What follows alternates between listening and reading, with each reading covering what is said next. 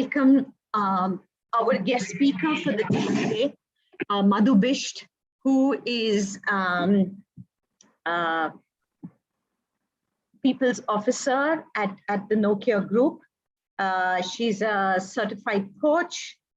She's been largely involved in almost every element of the people's function, from driving culture, learning and development, appraisal, and more than anything, I guess, looking at really what it takes for organizations to build cohesive and productive teams. Madhu is also an alumni of the same business school that we went to. And so it is with absolute delight that Madhu joins us this Saturday morning. And thank you so much for joining us, Madhu. Most welcome and my pleasure, Vijay. And just to kind of, set this sort of in context, right, Madhu? So last year, when the pandemic happened, we all went into, working virtual. Some of us still are. And I think some things have irrevocably changed. Some things have been compromised. I think all of us are still wondering, what is it going to take? Just before we got on this call, I just put out a roster to my team saying that these are the individuals who will come into office these days in the week and so on. Right. The social distancing, the need for us to be mindful of that we're responsible not only for our health, but also of our co-workers. But I think what we've also seen in the last few months is while we all adapted, just like adrenaline kicks in to the body, we all kind of adapted very, very quickly in terms of what had to be done.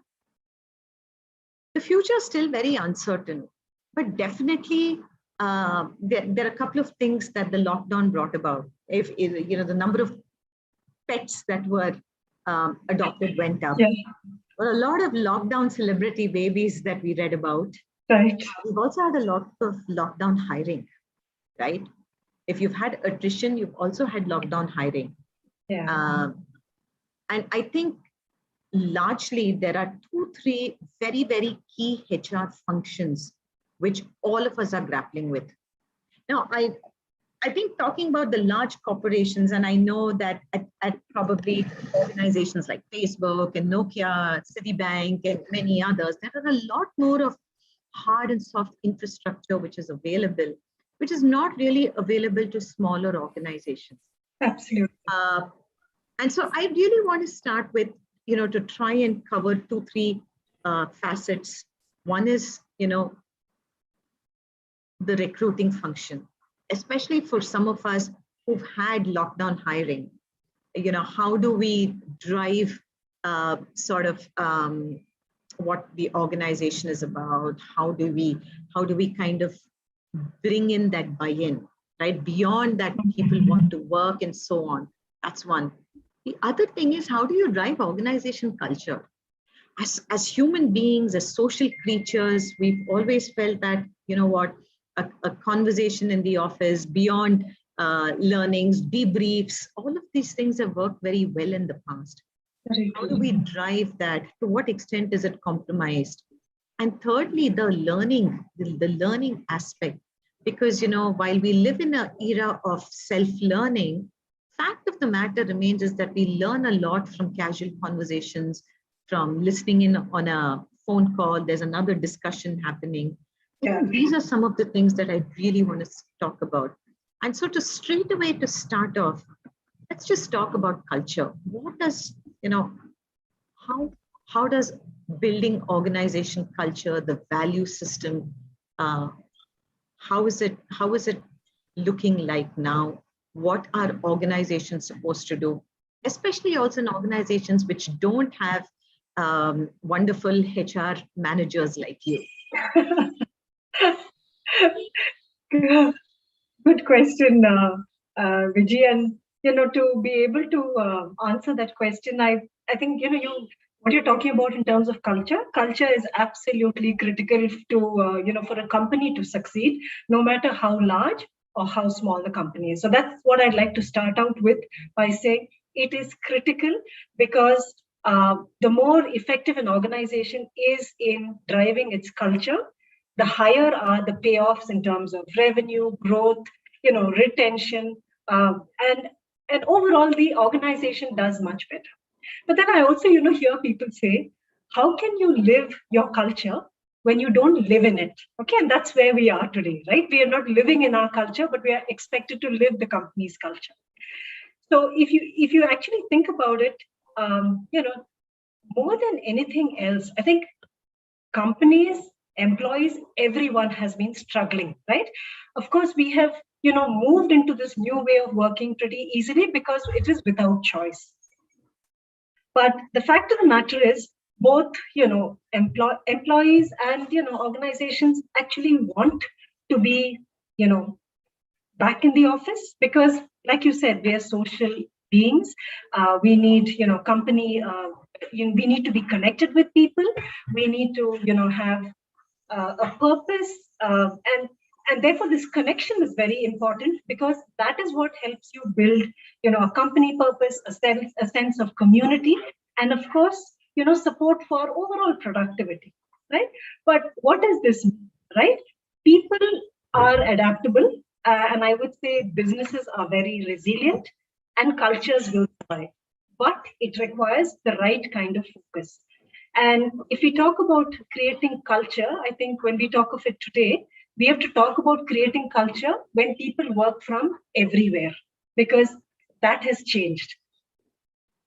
The critical aspect of building this culture is about building relationships. And as you know, key aspect of building relationships is about being, about proximity, being close to people around. And people build this connectedness by one, seeing people face to face. But of course, if you look at it in this, in this current way of working where it's been primarily virtual, people have found way to interact. More you interact with some sets of people, the closer you get to them, right? And the more empathetic and connected and more understanding you are of them, and therefore you're also able to understand where they come from. So the point I'm trying to make is it's important to build that connection. And the truth is, while the best connections are made when we meet people face to face, it is also possible to create that connection with people even virtually. So my first point is actually creating connection between people because we need that. And that is critical to an individual feeling close, connected, engaged, and really intertwined with the company's success. So that's point number one. But more importantly, what is also equally important is a shared purpose. And I believe, no matter large or small, the leaders in the organization need to be really intentional about articulating the purpose of the organization, discussing really what is this organization trying to achieve. You need to constantly keep reminding people about what is the overall goal. What do you want people to understand? How is their work connected to the overall goal of the company? Unless people see that connection, they really don't understand, what is it that they are doing versus what is it that the organization is trying to achieve. So really managers need to be able to share with people that sense of shared purpose. And they will need to constantly keep reminding, employees of these mutual dependencies. But Madhu, I just want to pick on this because I think that I think it's absolutely so true what you just said, that we need people to feel connected to what they're doing and how it is part of the larger shared purpose of an organization. Very true, because people are working remote. As I mentioned, we've had people who've been like the lockdown hires. So they're working out of hometowns and other places. And so just on a very practical note, Madhu, given that we're doing everything virtually, right? What is your sort of advice to anybody, in the audience are people who are CEOs, founders of nonprofits, part of senior leadership teams, also people who have maybe 2, 3 whom they're supervising, small teams of co-workers. And some of them have actually had the benefit to feel that connect because they were pre-COVID time, say they've been with a particular organization. So on a very practical note, how would you advise one do this? You keep talking about reminding and emphasizing the same point over and over again. What sort of, I mean, we talk about team huddles, we talk about one-on-ones, just some sort of practical tips around that. Yeah. So like I said, creating this connection with people is critical for people. We need that connection, right? When you join an organization, you immediately start to look out for people who are like you, who think like you. You need to align, and that's a basic human need that we have. So it's the same thing that you just need to create, but you need to create it virtually, right? So helping people find alignment, helping people, understand that what they're thinking of is something that you're also thinking of. Finding common purpose, finding common ground. I think these are all very important for people to feel connected in the organization. But that requires a lot of effort from the employers, from leaders. Even if it's a small setup, it is the entrepreneur in that setup who needs to play that role, the nurturing role. So I always talk about it as, you need to have structure in an organization, no matter how large or small, but you also need to have nurture, which is nurturing people, no matter how young or how old people are, and no matter how many years they have worked, you still need to nurture them, to nurture that creativity, that drive, that enthusiasm, that energy. That comes, I mean, you look at children, right? The greatest creativity comes from children or people who've not done something that they have been exposed to earlier, because they look at things with fresh eyes. But allowing for people to bring that level of enthusiasm and creativity without actually seeing people around them requires nurturing it, giving people that free hand to try things. But I also say that with that comes responsibility, right? When you give people a free hand to try out something, the responsibility is we finally need to conclude to deliver on something, right? Because time is money. So it's a combination of the. Very, very well said, Madhu. And honestly, I think all of us are, me included, and I include myself here, with many others in this audience, that it's almost like culture in the organization is forced to also sort of change in some ways, right? I mean, pre-COVID was a different time. Our mindsets were different. A lot of things, that the way we were looking at things were very different. Absolutely. But I do definitely want to bring in the next point, and I know we spoke about it in the past, in another segment, I think last year. I think one of the things also is driving accountability. Personally, I'm not a great fan of timesheets, Madhu. I just find it very, very micro managerial kind of this thing. I'd like to believe that when we treat people as responsible adults, we instill that sense of responsibility and accountability in them. And yet at the same time, a lot of organizations are grappling with this, right? What is the sort of line that one is supposed to pursue? We talk about empathy, we talk about being compassionate, we talk about being understanding. I think it's a bit of a tightrope, because on one side, every organization is answerable to somebody. Now, in the nonprofit world, I think they're answerable to donors, capital providers, in terms of how much should you get done. And while philanthropic capital providers have been very patient, they've understood that the pandemic forced compromises on a lot of things. You couldn't get into the community to run your programs. We're also talking about returning to some sense of normalcy. But through all of this, definitely driving accountability, is a bit of a managerial challenge in organizations. We don't have sophisticated systems where there's a punch in, punch out. Larger corporations have those kind of softwares and so on. In the absence, and while I don't advocate for timesheets and things like that, the fact of the matter is we have to be able to track some level of productivity and driving accountability.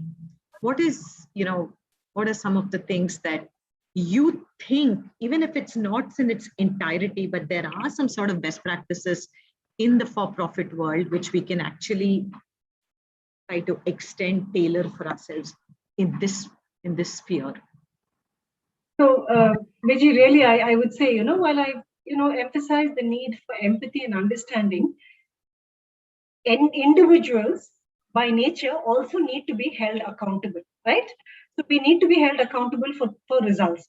And accountability, I believe, is key to an effective culture, because it actually reminds people that their work matters, right? So if you were not accountable for anything, or nobody asked you, did you finish something, you yourself will feel that you're not part of the system at all, right? So accountability actually reminds people how important it is, how important their own contribution is to the entire organization. So I always say, if purpose is really the big picture of how things matter, or the purpose of the organization, I believe accountability is the mechanism which really operationalizes how work really matters.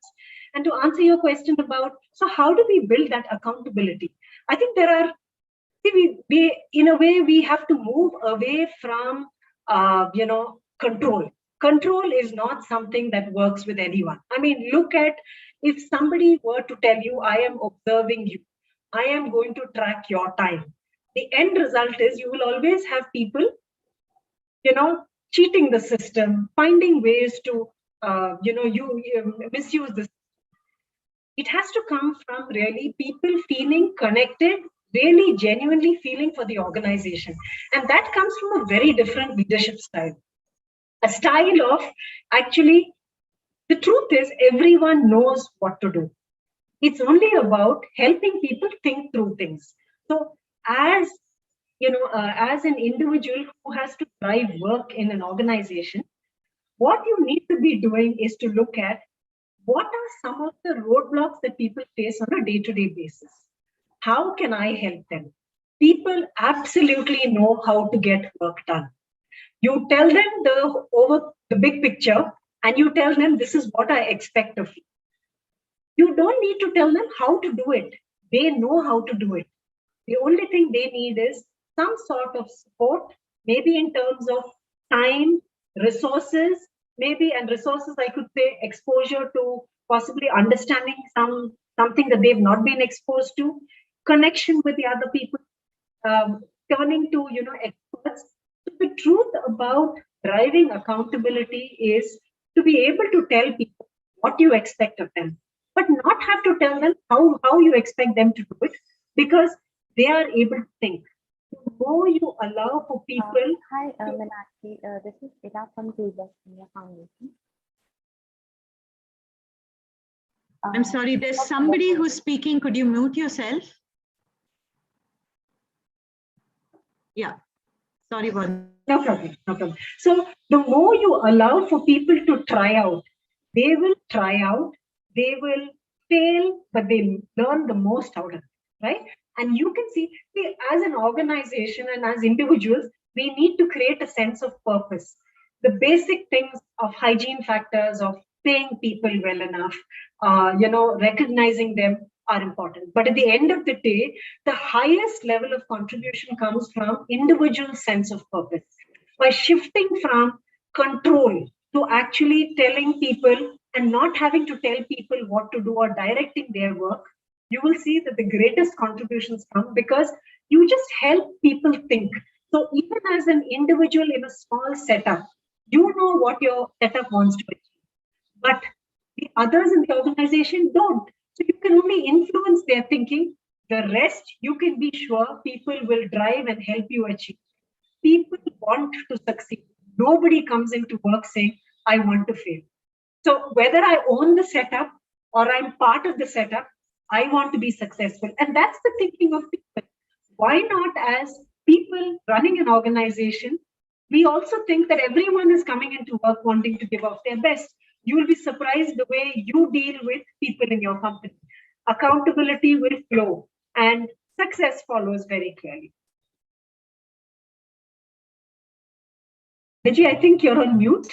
Very well said, Madhu, and thank you for that. I think I think it actually, there's so much of optimism to take away from everything that you're saying, notes of optimism, because I definitely believe that the last 18 months have thrown different kind of challenges at organization, at management, at leadership in organizations, irrespective of the size or the nature, for-profit, non-profit, startup, large corporation. Right. Some of the problems or the challenges have been very, very common across. It also now, the other thing which I definitely wanted to also kind of bring about, at Toolbox, we've seen our volunteers, right? All our volunteers are people from the for-profit world, and they continue to amaze me because I believe that that's what working in corporations do. They take the raw product and they just chip and shape and transform you into somebody, because organizations, learning, development, and sort of coaching is very, very, very important in corporations, right? Because cultures, the competence, the business intelligence of the organization is built through all of it. And so naturally, there are budgets also which are available. Now, that's not necessarily the case in the nonprofit world.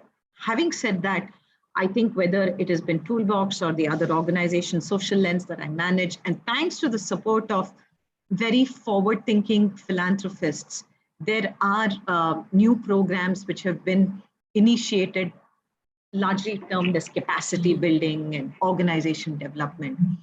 Because for the largest time, people have focused on the program, right? So whether it's an education program, a gender empowerment program, and it was a given that everybody in the nonprofit world, they are passionate, they want to drive change, they're committed. But I don't think it's fair to say that because they're so passionate and they're so committed, it's okay however it works. I mean, the sector is also evolving with a lot of external market forces at play. It's forcing organizations to look and not just build on the passion and commitment or the wish that individuals want to drive change. It's also important to layer them with the competencies that are required. Now, how does L&D work? Right? We are also moving into a place. So one, these are bootstrapped. You don't necessarily always have budgets for it. Right. We're also moving into this culture where we're told that it is an era of self-learning. So whether you want to do something on Coursera, you want to watch webinars, you want to do it yourself, the IKEA model has come in a lot. How does this really work? Does it work? To what extent should leadership and leaders look to layer? So even if I were to request one of my young team members or co-workers to go through a course, that's not enough, because the course is in isolation. It's just going to teach you some sort of a skill, right? Okay, I'm going to know how to do advanced analytics. What after that? So what is your advice to the managers and the leaders out here in this call? What should we be doing? Yeah. So my whole belief about learning is that everyone wants to learn. Okay, so that's my belief. And learning has to be fun for it to translate to results in any way. Okay, be it at the individual level or at an organization level. So making it fun is what is important. Actually, this, when I look at learning itself, it's gone through so much transition. If I look at the way I have run sessions within the company, be it in face-to-face or in the remote world, the only thing that has changed is possibly the use of technology to deliver the same things. Because actually, I never really used a lot of, PowerPoints, or I never used a lot of, e-learning. It was a lot about talking through things, right? So when you see, the most powerful way of sharing information is through storytelling, right? So if you can, and we all have stories. So if you can dip into stories to teach, we teach children through stories, through fables. If we can use storytelling to teach, it's the greatest. When you ask, okay, what are the stories? It's as simple. Use successful stories of success, stories of failure to communicate. If it is, for example, a functional skill, I can understand. You need to use a combination of technology and more like the synchronous, asynchronous kind of learning, which is one of, to tell people, go through a technical e-learning or whatever. But at the end of the day, when you want them to use it, bring people together either in a virtual environment or for a short time in a physical environment. Let them discuss, let them challenge each other. The learning of the concepts happen very well. They're able to apply it because, you know like I said, you cannot do things in isolation. You need the connection, you need the discussion, you need the brainstorming. When I talk about all the other skills, and I believe they're far more important than all the technical skills, it's about our people skills, and I call them our life skills. Because when I learned to work in a team, I actually also learned to work in the real world with others whom I interact with, right? There, I can tell you my own personal experience. In a large corporation like Nokia, I have run a program for 9 months with zero cost. And what did I do? It was a program to develop talent of women across the entire finance organization. I used successful people to come and speak on specific, specific themes such as, how do people cope with one, working in an organization versus the home environment and all the demands that have come out of all of us working at home. So somebody spoke about that and people got a lot of ideas. Other topics were around disruption, change, innovation. I got successful people to come and talk about it. But I also gave them something like an e-learning saying, go through it, half an hour short modules, and then people come and talk. And then we used to have group discussions. There was zero cost. It was just time. But I can tell you at the end of, and these were bite-sized pieces. So every month, 1 hour. And all of us can make 1 hour in terms of an investment to learn. So over 9 months, actually, the end result is where I had shy, not so confident people to now, in fact, we're closing the program literally this 1st of December. I have, about 25 confident women raring to go. Clearly, and in this 9 months, 3 out of them have already taken the next step in their career. Fabulous. Right? So that's, and I'm saying you can do it very easily, but create the place for people to discuss and talk through things. Madhu, I want to move into, so definitely, I think I like the idea that, if all of us could devote once a month to just kind of create the platform and the spaces where, you want to talk about something. Ideally, I think some of the things I think which we've tried to do is on a particular, let us say on a particular piece of work, what worked, what didn't work, what could we do better.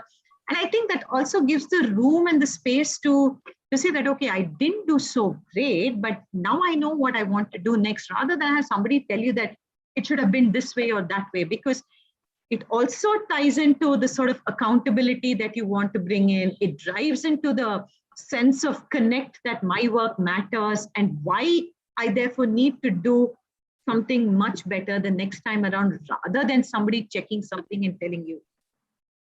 Madhu, one of the things that this is slightly contentious. We've seen a lot of There've been a lot of discussions around the effect the pandemic has had on the mental health and well-being of people, right?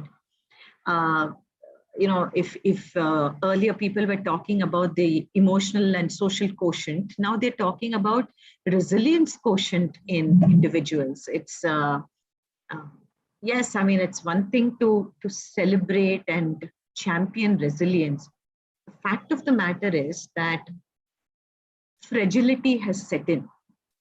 How are how are managers and leaders supposed to kind of deal with this? Because I also believe, and here I want to kind of bat for the leaders a bit, because they are also under tremendous pressure themselves. The leaders always expected to, to hold fort, to have all the answers. It makes it kind of difficult. And even down the line in organizations, you have people who are probably project managers, but and in an ideal world, the project manager is supposed to be able to get the work out of his or her team. Instead, many times what happens is the project managers become individual contributors because you don't know what is the right line and the extent you're supposed to push. Do you have any thoughts and sort of advice on how we should kind of navigate this? Yeah, so I think, I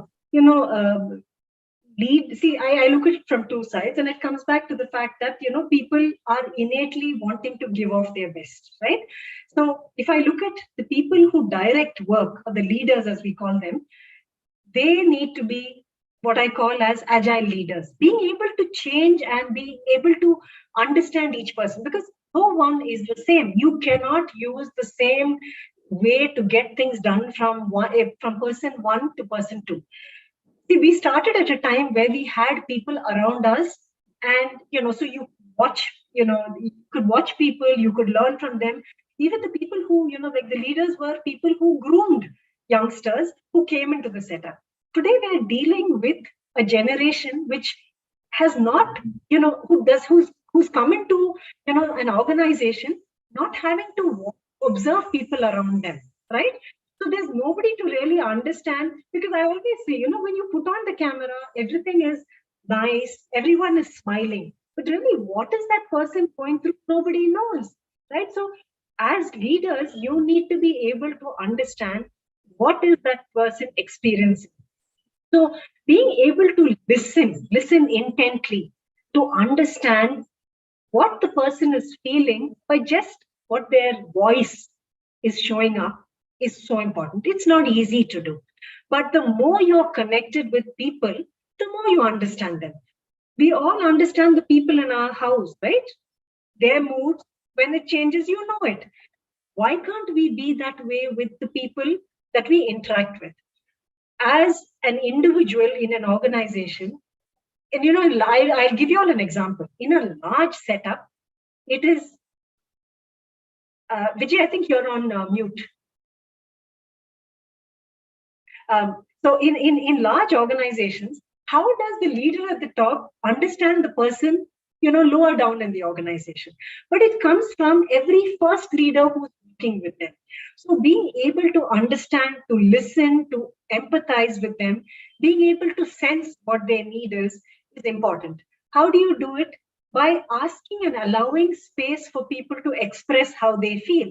And in large organizations, I can tell you, more often than not, people believe that they're there out to execute. The truth is, you don't execute if you don't understand the people you work with. So I always tell people, try and encourage people to come and speak and share their feelings. Simple things like, when you start your day, start your meeting, how do you feel today?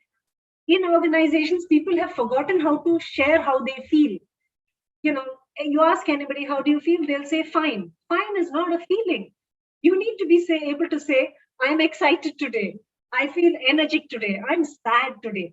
Allow for people to bring their emotions to work, because when they bring their emotions to work, they're actually able to bring out their best. So make leaders talk to people, understand people. That's one. So you need a leader who is adaptable to different kinds of employees in the organization.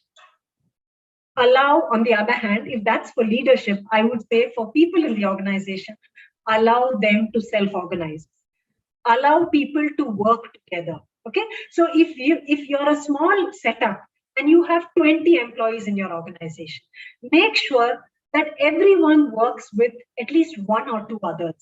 Then you create a shared purpose. They have a connection to those two to three. In large companies, while you cannot connect to thousands, you can connect to 20. But in a small setup of 20, build a connection with 2 to 3 people. That connection starts to create better connections, because when 3 people can work together, another 3 can work together. You have people who then start to share. I don't know if you've heard, but there's always this: you need to have a best friend at work.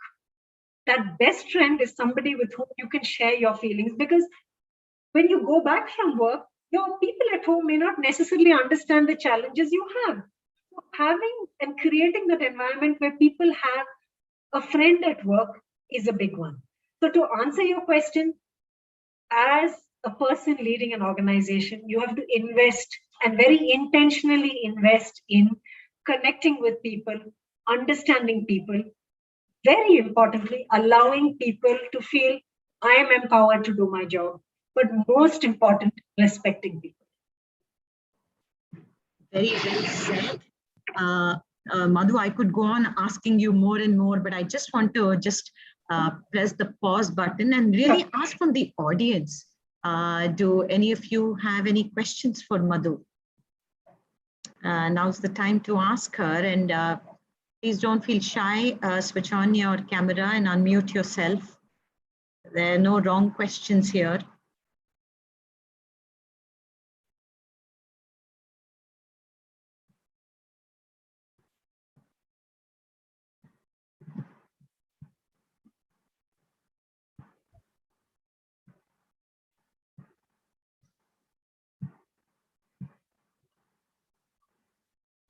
All right.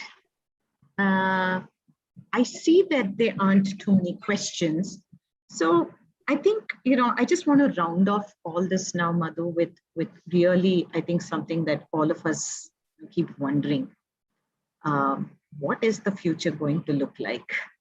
Do we see any sort of return to normalcy? There are already talks now that 6 months are up, the vaccine validity is only 9 months, there's no booster policy in place. Yet at the same time, people are raring to go. People have been, unleashing themselves in the largely neglected areas by socializing, all the things that got left behind, travel. But there is still a little bit of reticence in some to come back fully into work. What is the future looking like? I would say, I think if I look back and then also look forward, I think everyone has learned to not only adapt, but actually thrive in a distributed kind of work environment, right? Every one of us has risen to the challenge and clearly demonstrated that it's that we are all far more adaptable than we've ever historically believed possible. So, and we've adapted in ways and at a speed that's quite remarkable. Today, I see that both, leaders in organizations, in large, small setups, they also are expecting more, organizations to offer more flexibility. Added to that, I think there are, there's a, I would say, 20-25% of maybe organizations and setups who primarily look at working in the office as a means to really get work done. But there's a big, large set of even employees who believe that they want the flexibility that they have got. And they want this hybrid way of working. Just as an example, in an organization like Nokia, where we have 90,000 employees worldwide, we are clearly have given out a message saying, you will have a choice to work in the organization, work completely remote, or make a choice to come in for X number of days into the organization, right? So we are going to offer that flexibility. And I think it's important you do that because employees have got used to that. In fact, Now, employees are deciding whether they will choose to join an organization only if there is that flexibility. They will not go to organizations which expect a complete work in the office because there are benefits with this hybrid model. So clearly the future has changed. We will not go back to those pre-COVID times. It's going to be a new way of working where everyone benefits. And it's going to be a combination of remote work, but also face-to-face, limited amount. Even office spaces are going transformations in the way the spaces from, lots of desks and workstations to actually a lot of collaboration spaces where people and teams come together, bring in that energy, discuss, and then go back. So the future is going to be really this, in my, humble opinion. I think some of us are, leading those in a very experimental sort of way, and understand that the new is really no longer about what it was in the old. So I think. Vijaya, if you don't mind, can I ask a question? I'm sorry I missed the bus earlier. No, not at all. Please go ahead, Mina. Yeah, thanks, Vijaya. Madhu, you spoke about culture earlier. Could you give an example? Say we say we want a culture of empathy, right? So, and times have been tough, COVID has been tough, and then the appraisal comes. How does this all add up, and how do you bring about? Can you give an example to show that empathy was created as a culture? Yeah. So, a good question that you asked, because like I go back and I tell you, whenever you want to create accountability in people, right? At the end of the day, every organization exists because it wants to be successful financially, and it wants to be a looked up to organization, right? That happens with two things. One, with a clear vision, but you also have people to deliver. Coming down to an individual level, what's very important is creating that clarity of what you expect of people. That structure to tell people this is what is expected of you. How you do it is left to you. But as an organization, you also need to, have in place clear boundaries in the way you work. What is acceptable? What is not acceptable? Clearly stating it to people when people join an organization is important. In larger setups, you have it in, under the umbrella of ethics compliance. But at the end of the day, people don't work in that huge, large organization. They work with a team. And in that team, you need to define ways of working. What is okay to do? What is not okay to do? Example, what's okay to do is I give you something to do, and then we agree on a certain timeline to do it. But you don't come back to me at the last minute telling me, hey, by the way, I could not achieve. That for me is a non-acceptable. And sharing things like this with people gives them the understanding of what do I need to achieve, but what are all the boundary conditions within which I achieve. And importantly, as a person directing work, being available, accessible. I cannot emphasize that much more because it is the most important thing. You as a person who's working with the team to deliver have to do checkpoints, right? Connect with people, ask them how it's going, ask them where support is needed. Asking for what support they need is a way of showing empathy. Helping people understand what they need to do is a way of showing respect. Allowing for people to fail and then learn out of it is respecting the person's pace of learning, because we all learn differently, we all deliver differently. And when you do reviews with people, listening, allowing people to share how they went through it, asking them what they learned out of it is showing empathy. But at the end of the day, the results need to come. But if you have done, defined things, had checkpoints, understood where they're struggling, supported them, and then at the end of the day, the results don't come, it's fair to say, yeah, I gave you this, you didn't. Therefore, tying it to incentives is an important part, and making the incentive connect to what they were supposed to achieve. So making one part of their compensation variable and then stating, connecting it clearly is an important aspect. So people are driven, but they also know that you have given them enough support to achieve. And at the end, communicating that achievement and non-achievement becomes clear because you've told them what you wanted to achieve. You provided them the support. But showing empathy along the way is very important. And then people, accountability should come with the support that you've provided. Does that answer your question? Yes, absolutely. Thank you so much, Madhu. That made a lot of sense. To put boundaries and then also provide the support so that, you make kind of try as much as possible to make them fail proof. Yes, absolutely. I mean, you should be there telling them, I'm here to help you succeed. Tell me, how can I help you? And then you provide that support required. Got it. Thank you. Thank you.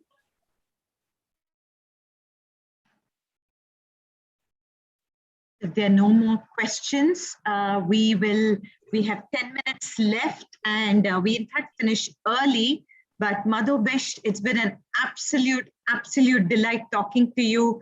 Everything which you said, there's the beautiful balance of optimism and pragmatism. And I think there's a lot of hope, which I take away personally from today's Q&A with you. Thank you very much, and wish you all a wonderful weekend. For all of you, the last session of this segment of Digital Dialogues will be on data, which will be Mimansa Bandari from Social Lens in conversation with Sebastian from Am Digital. Please watch out our social media updates for the announcement of the date and time. Thank you all for joining us. And Madhu, lovely seeing you and talking to you. Thank you very much. Yeah, Vijay, thank you very much for the opportunity. It's been really very nice to, talk through some of the things. And I'm always happy to contribute because it's a great way we all influence each other. Absolutely. And I honestly believe, I think discussions like this actually help people shift to a very positive mindset. Absolutely. Thank you very much. Bye, everyone. God bless. Thank you so Take much. care. Yeah. Thank you. Bye-bye.